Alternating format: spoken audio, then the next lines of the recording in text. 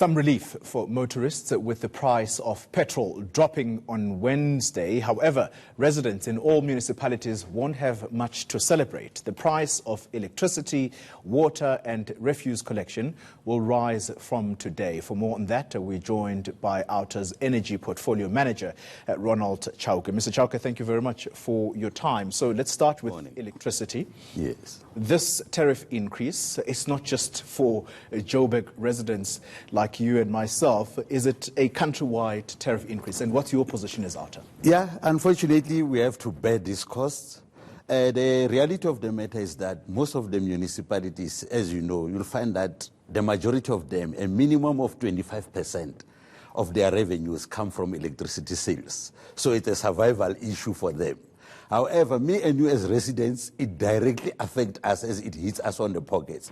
For instance, if ever me and you were using what we call 500 kilowatts or units of electricity, we will be paying an extra over and above the normal price that we were paying, an extra, let's say, 150 rand, over and above the normal.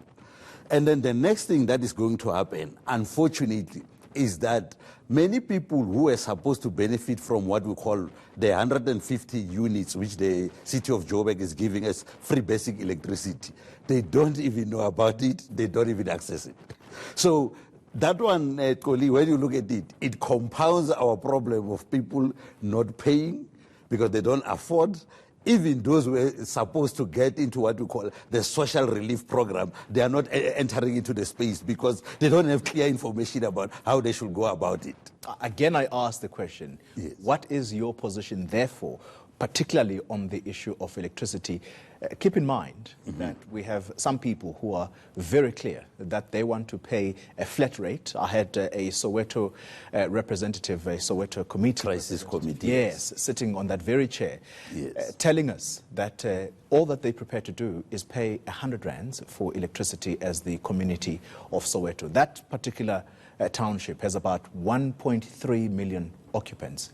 What is it that you can do as Outa to try and encourage them to pay? From our position, actually, we say that it's very important that people pay for the services that they receive. For instance, if we don't pay for electricity as users, the situation which we had with Eskom of rolling blackouts will continue, because it will mean that Eskom has to incur costs to produce electricity and be unable to receive money to be able to continue to produce and recover its costs. It's not wise for us to say that don't pay for electricity. From civil society point of view, and especially Outa, we say that people must pay electricity. However, government, from the Department of Energy and the energy regulator, has to control these prices. For instance, NERSA has approved actually the prices to rise above inflation. It's actually three times the inflation. Inflation is at 4.5% now.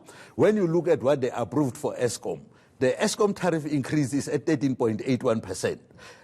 That 13.81% actually is three times more than our normal, what you call, price effect, which it has on our lives.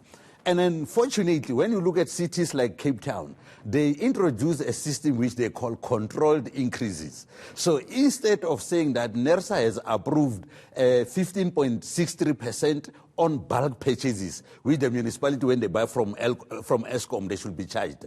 They said that they will absorb those costs, and then they are actually charging their customers from today an 8.8% increase. So they are trying to contain those costs. However, how many municipalities can afford that? As you know, most of them are bankrupt, are being mismanaged. So the whole situation, to be honest with you, Koli, is chaotic.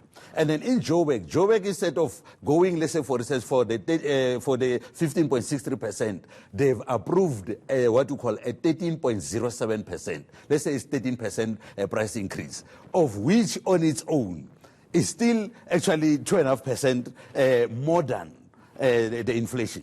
In Johannesburg, there is an added pain for residents here because there's water and refuse removal tariff increase as well that comes into effect. That's correct.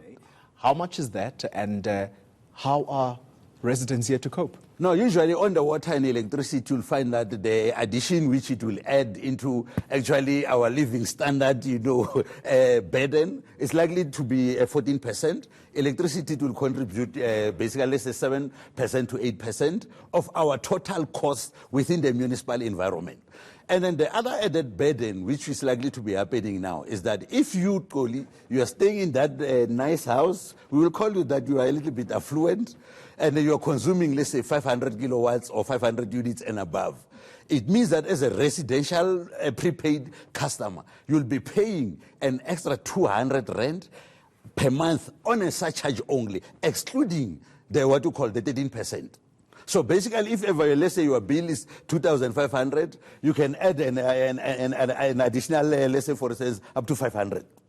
So that's how actually it will be rolling. So all in all, this whole thing, unfortunately, it brings us to what we call the electricity price setting in the country. Because when you look at the ESCOM corruption problems, they are also filtering down into affecting us. Because if ESCOM was properly run, it means that our pricing should be within the consumer price index, meaning that it should be within that range of 4.5%, not more than 10%, as now all prices as 15%, 15%, 15%. So we are paying for the mismanagement. And then the next other thing, unfortunately, that is happening, as we said, look at the Soweto debt. It is at 17 billion as we speak now. Well, that was actually last year. Yeah. The estimates of that by this year should be at about 20. It is compounding. You correctly pointed it out. Now we can say it is at 20 billion, and then the chances for us to collect it are becoming slimmer and slimmer. And then, unfortunately, when you look at residents with the high unemployment levels and all the other, socio-economic ills the country is facing, they end up saying that I rather not pay anything. If ever they come actually and disconnect me, I will illegally connect. So life will go on like that.